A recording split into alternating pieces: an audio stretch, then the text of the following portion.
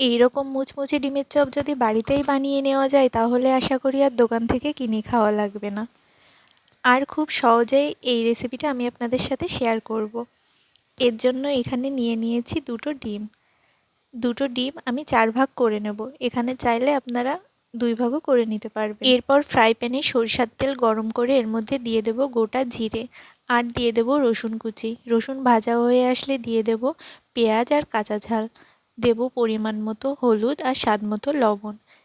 তারপর সব কিছু একটু ভাজা হয়ে আসলে দিয়ে দেব গ্রেট করা আদা। তারপর সব কিছু আরেকটু নাড়াচাড়া করে এর মধ্যে দিয়ে দেব সেদ্ধ করে রাখা আলু।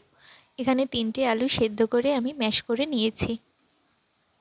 তারপর এর মধ্যে দিয়ে দেব জিরে গুঁড়ো, ধনিয়া গুঁড়ো, শুকনো ঝালের গুঁড়ো। তারপর সব কিছু খুব ভালো করে আরেকটু ভাজা ভাজা করে নামানোর আগে দিয়ে দেব ধনিয়া পাতা কুচি। তারপর সব কিছু খুব ভালো করে মিশিয়ে নামিয়ে নিলেই আমাদের ডিমের চপের জন্য যে আলুর পুরটা লাগে সেই পুরটা রেডি হয়ে যাবে। এবার এখানে ডিমের চপগুলো তৈরি করে ফেলবো। এখান থেকে আলুর পুরটা হাতের মুঠোর মধ্যে নিয়ে একটু চ্যাপ্টা করে এর মধ্যে দিয়ে দেব পিস করে রাখা ডিম। এরপর হাতের মুঠোর মধ্যে নিলে একটু চাপ দিলে এরকম একটা শেপ তৈরি হয়ে যাবে।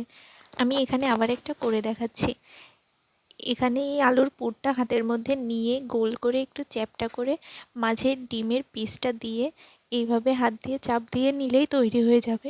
এভাবে আমি সবগুলো ডিমের চপ তৈরি করে নেব। তারপর এখানে নিয়ে নিয়েছি কর্নফ্লাওয়ার।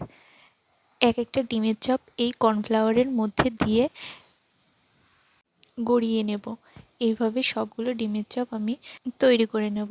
এরপর ডিমের চপ ভাজার জন্য বেসনের ব্যাটারটা তৈরি করব। এখানে নিয়ে নিয়েছি 1 কাপ বেসন, 1/2 কাপ চালের গুঁড়ো, স্বাদ মতো লবণ, পরিমাণ মতো হলুদ, 1 টেবিল চামচ শুকনো চালের গুঁড়ো, ধনিয়া গুঁড়ো, কর্নফ্লাওয়ার আর নিয়েছি খুব সামান্য একটু বেকিং সোডা। তারপর সব কিছু মিশিয়ে এরকম একটা ঘন ব্যাটার আমি তৈরি করে নেব। এরপর কড়াইতে তেল গরম করতে দেব। প্রত্যেকটা ডিমের চপ এই বেসনের গোলায় চুবিয়ে নিয়ে তেলের মধ্যে দিয়ে দেব। তখন গ্যাসের ফ্লেম লো মিডিয়ামে রাখতে হবে। হাই মিডিয়ামে রাখলে বাইরেটা পুড়ে যাবে আর ভেতরটাও কাঁচা থেকে যাবে। এইভাবে আস্তে আস্তে জাল দিয়ে এই ডিমের চপগুলো একটু কালার করে ভেজে নিতে হবে। আমি এইভাবে এখানে সবগুলো ডিমের চপ ভেজে নেব। তাহলেই তৈরি হয়ে গেল আমাদের ডিমের চপ।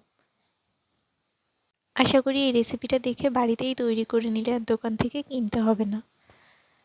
ভিডিওটি ভালো লাগলে লাইক, কমেন্ট, শেয়ার করে দেবেন। পেজটিকে ফলো করে রাখবেন।